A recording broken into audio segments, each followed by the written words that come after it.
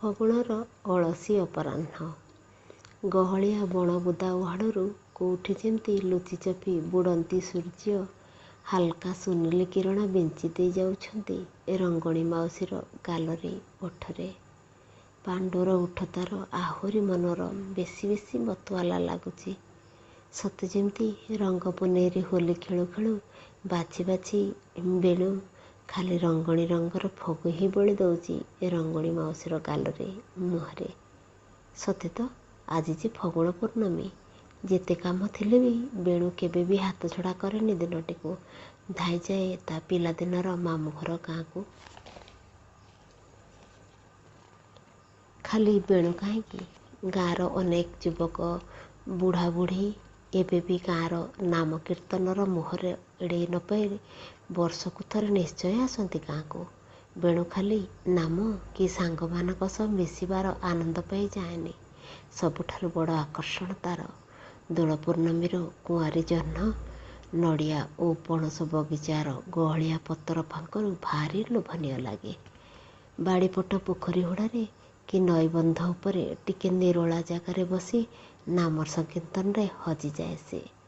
ପାଖରେ ଅନେକ ଚିହ୍ନା ମୁହଁର ଯାତାୟାତ, ଭଲ ମନ୍ଦ କଥାବାର୍ତ୍ତା। ତଥାପି ସେ ଆନମନା ହେଉଥାଏ ବାରମ୍ବାର। ସକାଳ ପାହି ପାହି ଆସୁଥିବ। ନଦୀଖଣ୍ଡି ବାଲି ଉପରେ ପୁରୁଷ ଉଚ୍ଚାର ହୋଲିକା ଦୂର ଦୂର ଜଳୁଥିବ। ପଶ୍ଚିମ ଆକାଶରେ ଥାଇ ଫୁଲେଇ ଜହ୍ନଟା ଭାବୁଥିବ, ନଈ ପାଣିରେ ଦିଶୁଥିବା ହୋଲିକାର ଛାଇଟା ବେଶୀ ସୁନ୍ଦର ନା ସେ ନିଜେ। ରାତି ଅନିଦ୍ରା ହେଇ ଜହ୍ନରେ ଭିଜି ଭିଜି ନାମରେ ମତୁଆଲା ହବାର ନିଆରା ଆକର୍ଷଣ ଥାଏ। ସାଙ୍ଗମାନେ ଜୁଟିଗଲେ ତ ରାତି କେମିତି ପାହେ ଜଣାପଡ଼େନି। ଆଉ ଯେବେ ରଙ୍ଗଣୀ ମାଉସୀ ନାମକୁ ଆସିଥାଏ, ବେଣୁ କୋଉଥିରେ ବି ବାନ୍ଧି ହେଇପାରେ ନା। ଢବାଘର ପଥର ପାହାଚ ଉପରେ ବସି ରାତି ସାରା କେତେ ଅଛିଣ୍ଡା ଗପରେ ମାତିଥାନ୍ତି ଦୁହେଁ। କେତେ ଆଡ଼ର ଅଚିଣ୍ଡା ଗପ। ସେଇ ପିଲାଦିନୁ ଚାଲିଛି ଯେ ଚାଲିଛି। ବୟସ ଧୀରେ ଧୀରେ ଅପରାହ୍ନରେ ପହଞ୍ଚିବାକୁ ବସିଲାଣି, ତଥାପି ଗପ ସରୁନି। ବେଣୁର ଭାରି ଇଚ୍ଛା ହେଲା ରଙ୍ଗଣୀ ମାଉସୀକି ଉଠେଇ ଗପ କରିବା ପାଇଁ। ବହୁତ ଦିନର କଥା ବାକି ଅଛି।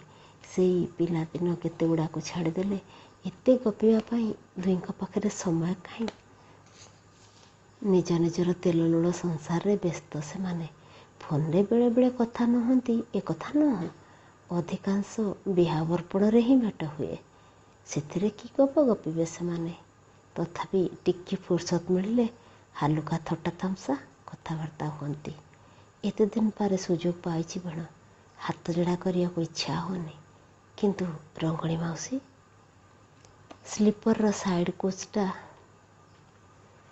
ସ୍ଲିପର କୋଚ୍ର ସାଇଡ଼ ସିଟ୍ଟା ଖାଲି ମିଳିଛି ତାଙ୍କୁ। ଗୋଟେ ଟିକେଟ୍ ଆହୁରି କନଫର୍ମ ହେଇନି। ଦୀର୍ଘ 15 ଘଣ୍ଟାର ଟ୍ରେନ୍ ଯାତ୍ରା। ମାଉସୀର ଦେହ ଭଲ ନାହିଁ। ଶୁଖି ଶୁଖି ଯାଉଛି ସେ। ସବୁ ପରୀକ୍ଷା ନିରୀକ୍ଷା ପରେ ବି ରୋଗ ଧରି ପାରୁନାହାନ୍ତି ଡାକ୍ତର। ସେଥିପାଇଁ ବେଣୁକୁ ସାଙ୍ଗରେ ଧରି ଯାଉଛି ସେ ୱାଲଟିୟର। ସେଠି କାଳେ ସବୁ ଆଧୁନିକ ଯନ୍ତ୍ରପାତି ଅଛି। ଯଦି ପ୍ରକୃତ ରୋଗଟା ଧରା ପଡ଼ିଯାଏ, ତାହେଲେ ହୁଏତ ବେଳ ଥାଉ ଥାଉ କିଛି ଉପାୟ କରିହେବ। ମାଉସୀ ମନରେ ଅନେକ ଆଶଙ୍କା। କି ପ୍ରକାର ବେମାରୀ ହେଇଥାଇପାରେ? Cancer, tumour, AIDS, flu? ଭୟ ଆଉ ଆଶଙ୍କା ଯୋଗୁଁ ମାଉସୀର ଗୋଲ ଗାଲ ମୁହଁଟା ଶୁଖି କଳା କାଠ ଦିଶିଲାଣି। ଓଠ ଦିଟା ପୁରାପୁରି ଶୁଖି ଶୀତାଳିଆ ଦିଶୁଛି। ମଥାରେ କିନ୍ତୁ ସବୁଦିନ ପରି ଝଟକୁଛି ମେରୁନ୍ ରଙ୍ଗର ବଡ଼ ବିନ୍ଦିଟା। କପାଳରେ ଛୋଟ ସିନ୍ଦୁର ଗାରଟିଏ। ଝରକା କଡ଼ ଗଛ ଛାଇ ସଙ୍ଗେ ଲୁଚକାଳି ଖେଳୁଛି ସୁନେଲି ସୂର୍ଯ୍ୟ କିରଣ। ସେଇ ଛାପି ଛାପିକା ହାଲକା ଖରା ରଙ୍ଗଣୀ ମାଉସୀର ଶେତାଳିଆ ମୁହଁଟାକୁ ଆହୁରି ରଙ୍ଗୀନ, ସୁନ୍ଦର କରି ପୁଣି ଲୁଚି ଯାଉଛି। ମାଉସୀ ଶୋଇ ରହିଛି ସିଟ୍ ଉପରେ। ତାରି ଗୋଡ଼ ପାଖରେ ମାଉସୀ ଆଡ଼କୁ ମୁହଁ କରି ବସି ରହିଛି ବେଣୁ। ଆଖି ତାର କେତେବେଳେ ମାଉସୀର ମୁହଁ ଉପରେ ତ କେତେବେଳେ ଦୂର ଦିଗ୍ବଳୟ ଆଡ଼େ ପହଁରି ଆସୁଛି। ଫଗୁଣର ସମ୍ଭାର ନେଇ ଝଟକୁଛି ସାରା ପୃଥିବୀ। ଯେତେ ଦୂର ଯାଏ ନଜର ଯାଉଛି, ଖାଲି ନାନା ଜାତିର ଗଛ ଆଉ ବୁଦବୁଦିକିଆ ଜଙ୍ଗଲ। ଆମ୍ବ ବୋଳରେ ଭର୍ତ୍ତି। ମୁକୁଟ ବିନ୍ଧା ବାମନ ରାଜା ପରି ଆମ୍ବ ଗଛମାନେ ଠିଆ ହେଇଛନ୍ତି। ତାରି ଗହଳରୁ କୋଉଠି ଦୂରରୁ ଦିଶି ଯାଉଛି ଶିମିଳି ଫୁଳର ଶୋଭା। କୋଉଠି ହାଲକା ଶାଗୁଆ ରଙ୍ଗର କଅଁଳିଆ ପତ୍ର ଭର୍ତ୍ତି ଗଛଟିଏ ତ କୋଉଠି ଫଲସା ଫୁଲର ଲମ୍ବାଳିଆ ବୁଦା। ଅଧା ଚାନ୍ଦ ପରି ବଙ୍କା ବଙ୍କା ହନୁମାନ ରଙ୍ଗର ଫଲସା ଫୁଲ ଆହୁରି ଆହୁରି ଲାଲ ହେଇ ଉଠୁଛି ପଶ୍ଚିମା ସୂର୍ଯ୍ୟ କିରଣରେ। ଚାରିଆଡ଼େ ମହୁଲ ଫୁଲର ବାସ୍ନା। ପତ୍ର ଝଡ଼ା ଋତୁ ସରି ସରି ଆସୁଛି। କଅଁଳା ଛୁଆଙ୍କ ଓଠ ପରି ଲାଲ ଟୁକ୍ ଟୁକ୍ ପତ୍ର ଭର୍ତ୍ତି ଗଛ। କୋଉଠି ଗାଢ଼ ସବୁଜ ରଙ୍ଗ ଭିତରୁ ସଦର୍ପେ ଉଙ୍କି ମାରି ଉଠୁଛି ଗୋହିରିଆ ଫୁଲର ହଳଦିଆ କେଶର ସବୁ। ପୁଲିଆ ତଳର ନାଳିଆ ପାଣି ବି ଏ ଘଞ୍ଚ ଜଙ୍ଗଲ ଭିତରେ ଝରଣାର ମନମୁଗ୍ଧକାରୀ ଶୋଭାଠାରୁ କିଛି କମ୍ ଲାଗୁନି। ବାହାରୁ ମୁହଁ ଫେରି ବେଣୁ ଚାହିଁଲା ରଙ୍ଗଣୀ ମାଉସୀ ମୁହଁକୁ। ସେ ଏମିତି ଚୁପଚାପ ଶୋଇଛି। ସରୁ ହସଧାରେ ଓଠ କଣରେ ଉଙ୍କି ମାରିଲା ପରି ଲାଗୁଛି। ଚୁପଚାପ ଅବସ୍ଥାରେ ମାଉସୀର ଇଏ ମିଠାଳିଆ ହସଟା ତା ମୁହଁକୁ ଖୁବ୍ ସୁନ୍ଦର ମାନେ। ବେଣୁ ଇଚ୍ଛା କରି ବି ଏମିତିଆ ହସଟିଏ କେବେ ବି ତା ସ୍ତ୍ରୀ କଇଁ ଓଠରେ ଫୁଟେଇ ପାରେ ନା। ମାଉସୀ ହସର ମାଦକତା ଅନ୍ୟ କୋଉଠି ଆଜି ଯାଏ ଦେଖିପାରିନି ବେଣୁ। କୁଞ୍ଚକୁଞ୍ଚିଆ ଚୁନା ଚୁନା ବାଳ ଗୁଡ଼େ ମୁହଁରେ ଢେଉ ଭାଙ୍ଗୁଛି ହାଲକା ହାଲକା ପବନରେ। ଏ ବୟସରେ ବି ଏ ଅବସ୍ଥାରେ ବି ମାଉସୀଟା କେତେ ସୁନ୍ଦର ଲାଗୁଛି। କୋଉଠି ବହିରେ ପଡ଼ିଥିବା କଥା ମନେ ପଡ଼ିଗଲା ବେଣୁର। ସୁନ୍ଦରତା ଦେଖିବା ବାଲା ଆଖିରେ ଥାଏ, ଭାବନାରେ ଥାଏ। ସେଇଥିପାଇଁ ବୋଧେ ସେ ପିଲାଟି ଦିନୁ ବେଣୁକୁ ରଙ୍ଗଣୀ ମାଉସୀଟା ସବୁବେଳେ ଭଲ ଲାଗେ। ଖାଲି ରୂପରେ ନୁହଁ, ତାର ଚାଲି, ତାର ହସି, ତାର ପାରିଲା ପଣିଆ, ତାର ନିଜର କରିନେଲା ପରି ମନବୁଝା କଥା ସବୁ। ଶାଢ଼ୀ ତଳୁ ମାଉସୀର ପାଦ ଦୁଇଟା ପରିଷ୍କାର ଦିଶୁଛି ବେଣୁକୁ। ଥାକୁଲ ଥାକୁଲ କୋରା ପାଦଟାରେ ସରୁ ପାଇଁଝଲଟା ଖୁବ୍ ମାନୁଛି। ଲେମନ୍ ୟେଲୋ କଲର ଶାଢ଼ୀରେ ଗୋଛା ଗୋଛା ରଙ୍ଗଣୀ ରଙ୍ଗର ଫୁଲକୁ ମ୍ୟାଚ୍ କଲା ପରି ପାଦରେ ନଖରେ ଲଗେଇଛି ଦରପଚା ଜାମୁକୋଳି ରଙ୍ଗର ନେଲ୍ ପଲିସ୍। କି ଟେଷ୍ଟ ମାଉସୀର, ମାନିବାକୁ ପଡ଼ିବ। ମନେ ମନେ ହସିଲା ବେଣୁ। ଅଜାଣତରେ କେତେବେଳେ ବେଣୁ ମାଉସୀର ପାଦ ଦିଟାକୁ ଆଉଁସିବାରେ ଲାଗିଥିଲା। ମାଉସୀ ଚାହିଁଲା ବେଣୁକୁ। ହସଧାରେ ଫୁଟି ଉଠିଲା ଶୁଖିଲା ଓଠରେ। ପୁଣି ଆଖି ବୁଜିଦେଲା। ସତେ ଯେମିତି ରୋଗିଣା ଛୁଆଟେ ତା ମା କୋଳରେ ନିଶ୍ଚିନ୍ତ ହେଇ ଶୋଇଗଲା। କି ଶୀତଳତା, କି ପ୍ରଶାନ୍ତି, କି ସମର୍ପଣ ଭାବ ମାଉସୀ ମୁହଁରୁ ଧୀରେ ଧୀରେ ବେଣୁ ଆଡ଼କୁ ପ୍ରସରି ଆସୁଥିଲା। ଠିକ୍ ଯେମିତି ଗୋରା ତକ୍ ତକ୍ ଗୁଲଗୁଲିଆ ଛୁଆଙ୍କୁ ଗେଲା କଲାବେଳେ ଅନୁଭବ ହୁଏ। ସେ ଆଶ୍ଳେଷରେ କୋଉଠି ହେଲେ ଟିକିଏ ବି ତାତି ନଥାଏ, ଉଚ୍ଚାଟ ନଥାଏ। ଖାଲି ଥାଏ ଥଣ୍ଡା ଥଣ୍ଡା ଭାବପ୍ରବଣ ତାର ମହକ। ରଙ୍ଗଣୀ ମାଉସୀ ଓ ବେଣୁ ଭିତରେ ଖୁବ୍ ହେଲେ 4-6 ମାସର ଫରକ ଥିବ। ବେଣୁ ମାଆର ସେ ସାନ ମାଆର ଝିଅ। ସେଇଥିପାଇଁ ଏତେ ଛୋଟ ମାଉସୀ ପାଇଁ ଖୁବ୍ ବେଶୀ ଲାଜ ଲାଗେନି ବେଣୁକୁ। ପିଲାଦିନେ ତାର ମାମୁଁ ଘରେ କଟିଛି। ଅନ୍ୟ ଭାଇ ଭଉଣୀମାନଙ୍କ ପରି ରଙ୍ଗଣୀ ମାଉସୀ ସାଙ୍ଗରେ ବି ତାର ବଡ଼ ଭାବ। ସାଙ୍ଗ ହୋଇ ଚାଟଶାଳୀରୁ ପଢ଼ିଲା ବେଳୁ। ଚାଟଶାଳୀ ଛୁଟି ହେବା ଆଗରୁ ଆଜ୍ଞା ସବୁଦିନେ ବେଣୁକୁ ପଠାନ୍ତି, ଯାହା ତ ବେଣୁ ଦେଖି ଆସିବୁ ଭାଗବତ ଗୁଡ଼ି ଚଉରା ପାଖରେ ରଙ୍ଗଣୀ ଫୁଲ ଫୁଟିଲାଣି କି ନାହିଁ। ଯଦି ଫୁଟିଥିବ ଫୁଲ ଧରିକି ଆସିବୁ, ତାହେଲେ ଯାଇ ଛୁଟି ଦେବି, ନହେଲେ ନାହିଁ। ବେଣୁ ଦୌଡ଼େ। ଦିନେ ଦିନେ ଫୁଲ ଫୁଟି ନଥିଲେ ଦରଫୁଟା କଢ଼ ଧରି ତା ପାଖୁଡ଼ା ଗୁଡ଼ାକ ହାତରେ ଫୁଟେଇ ଫୁଟେଇ ଆସି ଆଜ୍ଞାଙ୍କୁ ଦିଏ। ଆଜ୍ଞା ଜାଣିପାରନ୍ତି, କିନ୍ତୁ ମାମୁଁ ଘର ଗେଲ ଯୋଗୁଁ ବେଣୁକୁ ମାଡ଼ ପଡ଼େନି। ବେଣୁ ଚୁପ୍ ଚୁପି ମାଉସୀ କାନରେ କହେ, ଏ ରଙ୍ଗୀନ ଜଲ୍ଦି ଜଲ୍ଦି ଫୁଟୁନୁ, ଜଲ୍ଦି ସ୍କୁଲ ଛୁଟି ହେଲେ ଖେଳିବାକୁ ଯିବା। ବେଳେ ବେଳେ ଅପମାନରେ କାନ୍ଦି ପକାଏ ମାଉସୀ। ସେଥର ତ ମାମୁଁ ବେଣୁର କାନ ଧରି ପକେଇ କହିଲେ, ହଉ ଭଣଜା, ଇ ତାକେ କାଁ ବୋଲସ, ଆଇ ନା ବୋହୂ? ଆର ଦିନେ ଯେନ୍ତା ଏନ୍ତା କଥା ନାଇଁ ଶୁଣେ, ବୁଝିଲ? ଇଏ ତମର ମାଉସୀ, ସାଙ୍ଗ ନାଇଁ ସେ। କିଛି ଦିନ ଚୁପଚାପ, ମୁହଁ ଫୁଲାଫୁଲି। ସେଦିନ ବି ଥାଏ ଏକ କୋଉ ଜନକ ରାତି। ଢବା ଘର ପଥର ପାହାଚ ଉପରେ ଦୁହେଁ ବସିଥାନ୍ତି। କିଏ ଆଗ କଥା କହିଲା କି ଜାଣି, କିନ୍ତୁ ମିଟି ହେଇଗଲା। ମାଉସୀ ଚୁପି ଚୁପି କହିଲା, ସମସ୍ତଙ୍କ ଆଗରେ ମୋତେ କିଛି କହିବୁନି, ଏକଲା କହିଲେ ଚଳିବ। ତୁ ମୋ ସାଙ୍ଗେ କଥା ହଉନୁ, ଜମା ଭଲ ଲାଗୁନି। ବେଣୁ ସରଗର ଚାନ୍ଦ ପାଇଗଲା। ମାଉସୀ କାନରେ ଚୁପ୍ କରି କହିଦେଲା, ଏ ମାଉସୀ ଫୁଟିଲୁନ। ଏକାଡିଆକେ ଘର ଭିତରେ ପଶିଗଲା। ତାପରଠୁ ମାଉସୀ କେବେ ବି ବେଣୁ ନାଁରେ ଅଭିଯୋଗ ଆଣେନି କି ବେଣୁ ତାକୁ ରଙ୍ଗୀନ ବୋଲି ଡାକି ବେରିଛାଏନି। ଖାଲି ଯେତେବେଳେ କେତେବେଳେ କେମିତି ଲୁଚି ଲୁଚି କହିଦିଏ, ଏ ମାଉସୀ ଫୁଟିଲୁ ନା। ମାଉସୀ କହେ, ରଙ୍ଗଣୀ କେତେବେଳେ ଫୁଟେ ଜାଣିଛୁ? ଯେତେବେଳେ କୃଷ୍ଣ ମହାପ୍ରଭୁ ଗାଈ ଗୋଟ ଧରି ବେଣ ବଜେଇ ଘରକୁ ଫେରନ୍ତି। ମୁଁ ସେଇଦିନ ଫୁଟେଇବି ଯେଉଁଦିନ ତୁ ବାଜିବୁ, ମୋ ପାଇଁ ତୁ ବାଜିବୁ ତ। ମାଉସୀଟା ବଢ଼େଇ କଥାନ୍ତି, କି ସୁନ୍ଦର ସୁନ୍ଦର ବୁଦ୍ଧିଆ କଥା ମାନେ କହେ।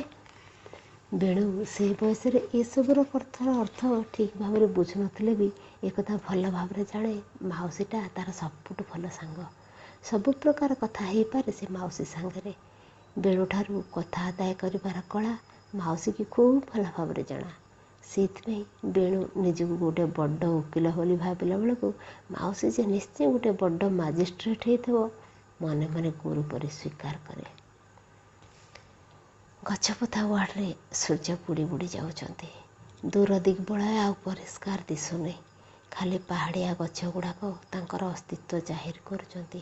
ବେଣୁ ହଜିଯାଉଛି ତା ମାମୁଁ ଘର ଗାଁ କଲରାବାୟର ଓ କୁସେର ବାୟର ଭିତରେ। ପିଲାମାନେ ଦୌଡ଼ା ଦୌଡ଼ି ହେଇ ଲୁକଲୁକାନି ଖେଳୁଛନ୍ତି। ମୋ ମାଉସୀ ସାଙ୍ଗେ ବି ସେ ବି ଲୁଚିଛି ଗହଳିଆ କଲରା ବୁଦା ତଳେ। ଧୀରେ ଧୀରେ ଅନ୍ଧାର ହେଇ ଆସୁଛି। ପିଲାମାନଙ୍କର ସୁର ଶବ୍ଦ କିଛି ବି ଶୁଭୁନି। ଡରି ଡରି ସେମାନଙ୍କ ଘରକୁ ଫେରୁଛନ୍ତି। ମାମୁଁଙ୍କ ମାଡ଼ରୁ ସେଥର ବଞ୍ଚେଇ ଦେଉଛି ସାନ ମାମା। କ୍ଷେତର ଚହଲା ମୁଣ୍ଡରେ ଖଜୁରୀ ଗଛରୁ ଢେକଲ ମାରି ଖଜୁରୀ ଛଡ଼ାଉଛି ବେଣୁ। ଅଣ୍ଟି ଭର୍ତ୍ତି ଖଜୁରୀ କୋଳି ଗୋଟେଇ ଆଣୁଛି ମାଉସୀ। ଦୁହେଁ ଚହଲା ଉପରେ ବସି କୋଳି ଖାଉଛନ୍ତି, ଆଉ ଚହଲା ପାଣିରେ ନିଜ ଛାଇକି କୋଳି ମଞ୍ଜି ପକାଇ ଦୋହଲେଇ ଦେଉଛନ୍ତି। ଛୋଟ ଛୋଟ ଢେଉ ଉଠି ପୁଣି କୂଳରେ ମିଳେଇ ଯାଉଛି। ଗଛରେ ଚଢ଼ି ବଡ଼ ବଡ଼ ରାଇଜାମ ଝାରି ଦେଉଛି ବେଣ। ଫଲ ସାଧନରେ ଜାମୁକୋଳି ଧରି ଲୁଣ ଗୋଳେଇ ଦୁହେଁ ଖରାବେଳ ସାରା ବାଡ଼ି ପଟେ ବସି ଖାଉଛନ୍ତି। ମାଉସୀ ଉଠି ସିଟ୍ ଗ୍ୟାଉଜି ବସିଲା। ଦୁହେଁ କିଛି ବିସ୍କୁଟ ଖାଇ ପାଣି ପିଇ ନେଲେ। ମାଉସୀର ମୁହଁରେ ସବୁଦିନ ପରି ହସଟେ ଲାଖି ରହିଛି। କଥା ହେବାକୁ ଇଚ୍ଛା ନାହିଁ ବୋଧେ ମାଉସୀର। ବେଣୁ ଆଶ୍ଚର୍ଯ୍ୟ ହେଉଛି। ଦୀର୍ଘ 6 ଘଣ୍ଟା ହେଲା ସେ କଥା ପଦେ ହେବା ପାଇଁ ଛଟପଟ ହେଉଛି, ଆଉ ମାଉସୀ ତାର ଗପିବାକୁ ମୋଟେ ଇଚ୍ଛା ହେଉନି। ଦେହ ଭଲ ନାହିଁ ବୋଧେ। ମୁଣ୍ଡ ଚେପି ଦେବି? ବେଣୁ ପଚାରିଲା। ମାଉସୀ ନିରୁତ୍ତର। ବେଣୁ ମାଉସୀ ପାଖକୁ ଲାଗି ବସି ଧୀରେ ଧୀରେ ମୁଣ୍ଡ ଚିପିବାରେ ଲାଗିଲା। ମାଉସୀ କହିଲା, ଏତେ ସେବା କରି ଋଣୀ କରନାରେ ବେଣୁ, ଏ ଜୀବନରେ ଶୁଝି ପାରିବେନି। ଆର ଜନ୍ମରେ ମିର୍ଜା ଗଛ ହୋଇ ଜନ୍ମ ହେବାକୁ ପଡ଼ିବ ମୋତେ ତୋ ବାରିରେ। ହଉ ହେଲା, ତୁ ମିର୍ଜା ଗଛ ହେଲେ ମୁଁ ଆଜିଠୁ ମିର୍ଜା ଖାଇବା ଅଭ୍ୟାସ କରିବାକୁ ପଡ଼ିବ ତ। ଆଉ କ'ଣ ଖାଇବି? ଦୁହେଁ ହସି ଉଠିଲେ। ଏଇ ହସିଟିକୁ ତ ଏତିକିବେଳେ ଯାଏ ଚାହୁଁଥିଲା ବେଣୁ। ଧୀରେ ଧୀରେ ସହଜ ହେଉଥିଲା ମାଉସୀ। ସତରେ ତା ମୁଣ୍ଡ ବଥା କରୁଥିଲା। କହି ସିନା ପାରୁନଥିଲା, ହେଲେ ବେଣୁ ଭଲ କରି ଜାଣେ ମାଉସୀର ଏଇ ମୁଣ୍ଡବିନ୍ଧାଟା ପୁରୁଣା ରୋଗ। ମୁଣ୍ଡବିନ୍ଧା ବାହାରିଲେ ସହଜେ ଭଲ ହୁଏନି। ବେଣୁ ଜାଣେ, ସେଇଥିପାଇଁ ଯେତେବେଳେ ବି ମାଉସୀର ମୁହଁ ସୁଖା ସୁଖା ଦିଶେ ଆଗତୁରା ଅମୃତାଞ୍ଜନ କି ଥଣ୍ଡା ତେଲ ଟିକେ ଧରି ଭଲ କରି ମାଲସ କରିଦିଏ ତା ବେଣୁ। ଘର ବାହାର ଯେଉଁଠି ହଉ, ଯିଏ ବି ଥାଉ, କିଛି ଫରକ ପଡ଼େନି ତାକୁ। ମାଉସୀ କେମିତି ବ୍ୟସ୍ତ ହୁଏ, କାଳେ କିଏ କ'ଣ କହିବ, କହିଁ ଆଉ ବେଣୁର ପିଲାମାନେ କ'ଣ କେউ ଭାବିବେ। ବେଣୁ କିନ୍ତୁ ମାନେନି, ଓଲଟା ଓକିଲ ପରି ଜବାବ ଦିଏ, ଯଦି ମୁଁ ଏତିକି କାମ ମୋ ମା ପାଇଁ କରିପାରିବି, ମୋ ସ୍ତ୍ରୀ, ନାନୀ, ଭଉଣୀ ଏମିତି ସମସ୍ତଙ୍କ ପାଇଁ କରିପାରିବି, ତାହେଲେ ତୋ ପାଇଁ କାହିଁକି ନୁହଁ? କ'ଣ ତୁ ମୋ ସମବୟସୀ ବୋଲି? ସମସ୍ତଙ୍କ ଆଗରେ ତ କରୁଛି, କ'ଣ ଲୁଚେଇକି କରୁଛି ଯେ କିଏ କ'ଣ ଭାବେ ବୋଲି ଡରିବି? ସିଟ୍ ଗ୍ୟାଉଜି ଆଖି ବୁଜି ବସିଛି ମାଉସୀ। ନିଜ ଭିତରେ ହଜିଗଲାଣି ସେ। ବେଣୁ ଯେ ତା ମୁଣ୍ଡ ଚିପି ଦେଉଛି, ଅଲରା ବାଳ ଗୁଡ଼ାକ ସଜାଡ଼ି ଦେଉଛି, କିଛି ଜାଣିପାରୁନି। କ'ଣ ଏତେ ଭାବୁଛି? ବେଣୁ ପରି ତା ପିଲାଦିନ କଥା? ବୋଧେ ନା। ମାଉସୀ ପାଖରେ କ'ଣ ବେଣୁ ପରି ଏତେ ବେଶୀ ସ୍ମୃତି ଥିବ? ଯଦି ବା ଥିବ, ତା ଆଡ଼ପାଗଳା ସ୍ୱାମୀ, ଛୁଆ ପିଲା, ଚାକିରିର ବୋଝ, ଘର ସଂସାରର ଯାବତୀୟ କାମ ଭିତରେ ମନ ପକାଇବାକୁ ସମୟ କେଉଁଠୁ ପାଉଥିବ? ସତରେ ମାଉସୀଟା ବେଶୀ ବୁଦ୍ଧିଆ ବୋଲି କି କ'ଣ ତାକୁ ଆଡ଼ପାଗଳା ବରଟେ ମିଳିଲା। ତା ବୁଦ୍ଧିକି ତାରିଫ କରିବାକୁ, ତା ସୁନ୍ଦର କଥା କୁହା ଗୁଣକୁ ଆଦର କରିବାକୁ କେହି ନାହିଁ। ବେଣୁର ତ ନୂଆ ନୂଆ ଈର୍ଷା ହେଉଥିଲା ମଉସା ଉପରେ। ରାତି ସାରା ଜହ୍ନରେ ଭିଜି ଭିଜି, ନହେଲେ ଖଟରେ ଶୋଇ ଶୋଇ ବର୍ଷାର ରୁମଝୁମ ତାଳେ ତାଳେ ମାଉସୀ ସାଙ୍ଗରେ ମଉସା ଗପୁଥିବେ। ସତରେ କ'ଣ ମଉସା ମାଉସୀ ପରି ଚୋଟଚାଟ ସବୁ କଥାର ମିଠାଳିଆ ଉତ୍ତର ଦେଇପାରୁଥିବେ? ଇଚ୍ଛା କରିବି କେବେ ବି ପଚାରେନି ବେଣୁ ମାଉସୀ କିଏ କଥା। କାହିଁକି ପଚାରିବ? ତା ଜୀବନ, ତା ଖୁସି, ସେ ଯେମିତି ଚାହିଁବ ବଞ୍ଚିବ। ବେଣୁ କିନ୍ତୁ ନିଜ ଖୁସିରେ ମୁହୂର୍ତ୍ତଟେ ବଞ୍ଚି ପାରୁନି ଏଯାଏ। କଇଁକି ପାଇଁ ସୁଖରେ ଅଛି ନିଶ୍ଚୟ, କିନ୍ତୁ ତା ଖୁସି, ତା ମର୍ଜିର ଜିନ୍ଦଗୀ, ସେ ଯେମିତି ବଞ୍ଚିବାକୁ ଚାହେଁ, ସବୁ କ'ଣ ପୂରଣ ହେଇଛି? ନା, ସବୁ କେବେ ପୂରଣ ହୁଏ ନା। କିଛି ନା କିଛି ଅଭାବ ରହିଯାଏ। ସେଇଥିପାଇଁ ତ ମଣିଷ ଝୁରି ହୁଏ ସ୍ମୃତିକୁ। ବେଣୁ ପରି ରାତି ରାତି ଅନିଦ୍ରା ହେଇ ଗପି ପାରେନି କଇଁ। ଭାତ ନିଦ ତାର ଘାରି ଆସୁଥାଏ ବାରମ୍ବାର। ଯଦିବା କେବେ କେମିତି ଚାହିଁକି ବସିବ, ବେଣୁର ମନ ଜାଣି କଥା ପଦେ କହିପାରେନି। ସ୍ୱାମୀ ସ୍ତ୍ରୀର ସମ୍ପର୍କଟା ଲତା ହେଇଥାଏ। କଇଁ କେବେ ବି କଳ କଳ ଛଳ ଛଳ ପ୍ରେମିକାଟେ ହେଇପାରେନି। ସେ ତ ବାଡ଼ିପଟ ଟୁବି ଗଡ଼ିଆଟେ। କିନ୍ତୁ କେବେ ବି ବୁଝିପାରେ ନା ବେଣୁର ମନର କଥା। ବାରିତଳ ନଈ ପୋଖରୀରେ ଯେତେ ଗାଧେଇଲେ ବି ବେଳେବେଳେ ମନ ଖୋଜେ କଳ କଳ ଛଳ ଛଳ ପାହାଡ଼ି ଝରଣାରେ ହଜିଯିବା ପାଇଁ। ଯଦିଓ ସେ ପାଣିରେ ଶୋଷ ମେଣ୍ଟେନି କି ଦେହର ଦାହ ପ୍ରଶମିତ ହୁଏ ନା, ସାମୟିକ ତୃପ୍ତି ଲାଗେ ପୁଣି ତୁଷାର୍ତ ହେବା ପାଇଁ। ଦେହ ମନ ପୁଣି ଉଚ୍ଚାଟ ହୁଏ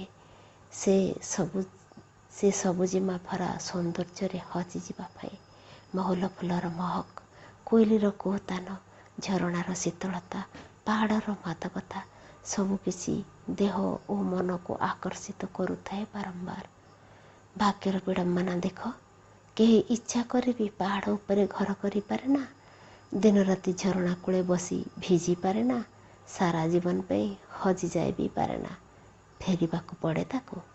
ସେଇ ଫେରିବାଟା ନିଶ୍ଚିନ୍ତ ବୋଲି ଏତେ ଆକର୍ଷଣ ଥାଏ ଅଦିନିଆ ବସନ୍ତରେ, ରୋମାଞ୍ଚ ଭରା ସ୍ମୃତିରେ। ଫୁଲେଇ ଜହ୍ନଟା ପୂର୍ବ ଆକାଶ ଚାଳି ଧୀରେ ଧୀରେ ଉପରକୁ ଉଠୁଛି। ମାଉସୀ ମୁହଁରେ ପଡ଼ିଛି ଚେନାଇ ଜ୍ୟୋତ୍ସ୍ନା। ଚୁନା ଚୁନା ବାଳଗୁଡ଼ାକ ଫର ଫର ଉଡ଼ି ମୁହଁ ସାରା ଖେଳେଇ ହେଇ ପଡ଼ୁଛି। ହଠାତ୍ ବେଣୁ ଚମକି ଉଠିଲା। ଯଦି କ୍ୟାନ୍ସର ହେଇଥିବ? କିମୋଥେରାପି କଲା ପରେ ମାଉସୀର ସୁନ୍ଦର ବାଳତକ ଝଡ଼ି ପୁରା ଲଣ୍ଡା ହେଇଯିବ। କେମିତି ଦିଶିବ ମାଉସୀ? ନାଇଁ ନାଇଁ, ହେ ମା ସମଲେଇ, ମାଉସୀକି ଆଉ ଯାହା ପଛେ ହଉ, କ୍ୟାନ୍ସର ନ ହଉ, କିଛି ବି ନ ହେଇଥାଉ ମା, ଯୋଡ଼ା ନଡ଼ିଆ ଚଢ଼େଇବି, ଅଖଣ୍ଡ ଜାଳିବି, ମନେ ମନେ ଗୁହାରି କରୁଥିଲା ବେଣୁ। ସେଥର ଡ୍ରାୟରରେ ବାଳ ଶୁଖୁ ଶୁଖୁ ବେଣୁ ଜବରଦସ୍ତି ମାଉସୀର କୁଞ୍ଚକୁଞ୍ଚିଆ ବାଳକୁ କୁଣ୍ଡେଇ ସିଧା କରିବାରେ ଲାଗିଲା। କଇଁ ପାଖରେ ବସି ହସୁଥାଏ।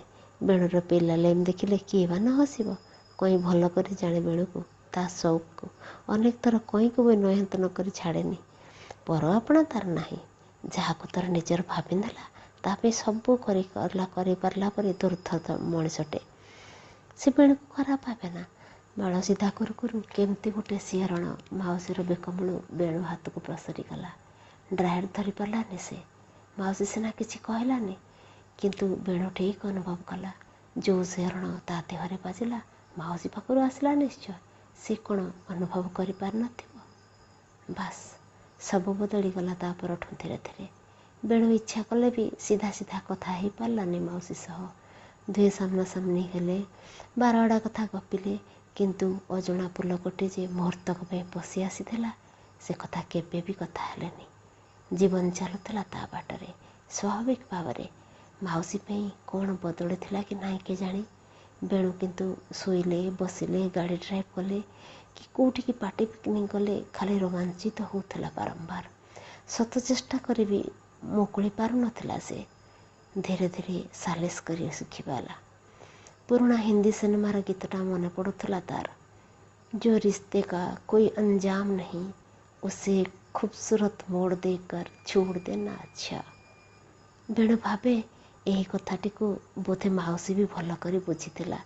ସେଇଥିପାଇଁ ତ ମୁହଁ ଦେଖି ପେଟ ଅନ୍ତର କଥା ଜାଣୁଥିବା ମଣିଷଟା ବର୍ଷ ବର୍ଷ ଧରି ଚୁପଚାପ ରହିଛି।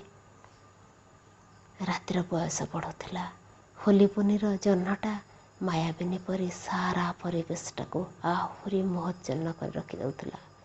ଏ ଭିତରେ କେତେ ଯାତ୍ରୀ ଚଢ଼ିଲେ, ଓହ୍ଲେଇଲେ, ଚଣା ମୁଫଲିବାଲା ଆସିଲେ, ଗଲେ, କିଛି ବି ପ୍ରଭାବିତ କଲାନି ବେଣୁକୁ। ଅନେକ ରାତି ଅନିଦ୍ରା ହେଇ ସେ ମାଉସୀ ସାଙ୍ଗେ ସାଙ୍ଗେ ମନେ ମନେ କଥା ହେଇଛି। ଦୁହେଁ ଦୁହିଁଙ୍କୁ ଓକିଲ ମାଜିଷ୍ଟ୍ରେଟ ପରି ଖୁବ୍ ଜେରା କରିଛନ୍ତି, ଖୁବ୍ ବୁଝେଇଛନ୍ତି, ମନ ଭରି ଉପଯୋଗ କରିଛନ୍ତି ଦୁହିଁଙ୍କ ଦୋସ୍ତି ଆଉ ଠିକ୍ ବୁଝାମଣାକୁ। କିନ୍ତୁ ଯେବେ ବି ଜୀବନର ଚରମ ସତ୍ୟଟିକୁ ସ୍ୱୀକାର କରିବାର ବେଳ ଆସିଛି, ମନେ ପଡ଼ିଛି ସେହି ପୁରୁଣା ଗୀତ, जो रिश्ते का कोई अंजाम नहीं उसे एक खूबसूरत मोड़ देकर छोड़ देना अच्छा। ବେଣୁ ମାଉସୀ ପାଇଁ ବିକଳ ହେଉଛି। ବାରମ୍ବାର ଭଗବାନଙ୍କୁ ଡାକୁଛି ତା ମାଉସୀ ଭଲ ହେଇଯାଉ। ତା ରୋଗରୁ ଅଧା ଭୋଗିବା ପାଇଁ ମଧ୍ୟ ନିଜକୁ ପ୍ରସ୍ତୁତ କରି ନେଉଛି। କିନ୍ତୁ ଏ କ'ଣ ସମ୍ଭବ? କାହା ରୋଗରୁ କ'ଣ କିଏ ଦେହ ଭିତରୁ ଭାଗ ନେଇପାରେ? ଏ ତ ତା ଭଲ ପାଇବା କହୁଛି। ଆଖି ଲାଗି ଆସୁଛି ବେଣୁର। ଅର୍ଦ୍ଧଚେତନ ଅବସ୍ଥାରେ ସେ ବୁଲୁଛି ତା ପିଲାଦିନର ଡୁଙ୍ଗୁରି ଉପରେ, ଚହଲା କଡ଼ରେ, କୁଶେର ବାରିରେ, ଖଜୁରୀ ଗଛ ମୂଳେ। କିନ୍ତୁ ମାଉସୀ କେଉଁଠି ହେଲେ ନାହିଁ। ସେ ବଡ଼ ପାଟିରେ ଡାକୁଛି, କିନ୍ତୁ ତଣ୍ଟିରୁ ଶବ୍ଦ ବାହାରୁନି କି ମାଉସୀ ଶୁଣିପାରୁନି। ବେଣୁର ମନେ ପଡ଼ୁଥିଲା ମାଉସୀ କହିଥିବା କଥା, ମଲା ପରେ ଯଦି ମୋ କଥା ମନେ ପଡ଼ିବ, ଗପିବାକୁ ଇଚ୍ଛା ହେବ, ତାହେଲେ ଚାଲି ଆସିବୁ ଏଇ ଡୁଙ୍ଗୁରି ଉପର ଝରଣା କୂଳକୁ। ମୁଁ ଏଇଠି ତୋ ବାଟକୁ ଚାହିଁ ବସିଥିବି। ତୋ ଛଡ଼ା ମୁଁ ଆଜି ଯାଏ କେଉଁଠି ବି ଗପିବା ପାଇଁ ଭଲ ସାଙ୍ଗଟେ ଖୋଜି ପାଇନି। ଖାଲି ତୁ ମୋତେ ଖୋଜୁଛୁ କି ନାହିଁ ଦେଖିବା କଥା। ମାଉସୀ କହିଥିଲା ଏଇଠି ଡୁଙ୍ଗୁରି ପାଖ ଝରଣା କୂଳେ ଥିବ। କିନ୍ତୁ କାହିଁ ସେ କୁଆଡ଼େ ଗଲା? ଓ ତାହେଲେ ମାଉସୀ ମରିନି, ବଞ୍ଚିଛି। ମଲା ପରେ ସିନା ଏଠିକି ଆସିବ। ନଈବାଲିର ଆଇସବ ନେଇ ରହିଥାଉ ମାଉସୀ। ଚଟ୍ କରି ନିଦ ଭାଙ୍ଗିଗଲା ବେଣୁର। ମାଉସୀ ସେମିତି ଶୋଇଛି। ମୁହଁରେ ତାର ପ୍ରସନ୍ନତା ଭରି ରହିଛି। ଚଳନ୍ତା ଗାଡ଼ି ସାଙ୍ଗେ ତା ଦେହଟା ବି ଧୀରେ ଧୀରେ ଦୋହଲୁଛି। ବେଣୁର ଖୁବ୍ ଇଚ୍ଛା ହେଉଥିଲା ମାଉସୀକି ଉଠାନ୍ତା, ତା ମନର ସବୁ କଥା ଗୋଟି ଗୋଟି କରି କହନ୍ତା, ପଛେ ମାଉସୀଠାରୁ ଗାଳି ଶୁଣନ୍ତା, କିନ୍ତୁ ତା ମନ ତ ଶାନ୍ତି ପାଆନ୍ତା। ଯାହାକୁ ସେ ପ୍ରାଣଠାରୁ ବଳି ଭଲ ପାଏ, ତାକୁ ଥରେ ଜଳେଇ ତ ପାରନ୍ତା ସବୁ କଥା। ବେଣୁ ଭଲ କି ଜାଣେ ମାଉସୀ ରାଗିକିରି କହିବ, ନ ରହିଲା ଗୁତି ବାରଖଣ୍ଡି ବୁଦ୍ଧି। କହୁ, ସେ ବିଶ୍ୱାସ ନ କରୁ, ଅସୁବିଧା କ'ଣ? ଭଲ ପାଇବାଟା କ'ଣ କାହାର ବିଶ୍ୱାସର ଗୋଲାମ? ବେଣୁ ନିଜକୁ ଶାସନ କଲା। ନା, ମାଉସୀର ବିଶ୍ୱାସରେ ସେ ବିଷ ଦେଇପାରିବନି। ତାକୁ ଏ ବୟସରେ ଦୁଃଖ ଦେଇ ଲାଭ କ'ଣ? ଯଦି ତା ଭଲ ପାଇବା ପ୍ରକୃତରେ କିଛି ମୂଲ୍ୟ ରଖୁଥିବ, କିଛି ନ କହିଲେ ବି ସବୁ ଆପେ ଆପେ ଅନୁଭବ କରିହେବ, ବୁଝିହେବ। ମାଉସୀଠାରୁ ଖାଲି ସେତିକି ତ ହିଁ ସେ ଚାହେଁ। ସିନ୍ଦୁର ଫାଟି ଫାଟି ଆସୁଛି। ଧୀରେ ଧୀରେ ପୁନେଇ ଜହ୍ନଟା ତା କୋକ ବେଡ଼ି ଧରି ଧୀରେ ଧୀରେ ଘୁଞ୍ଚି ଯାଉଛି ବଣବୁଦା ଉହାଡ଼କୁ। ଏବେ ସବୁକିଛି ସଫା ସଫା ଦିଶୁଛି।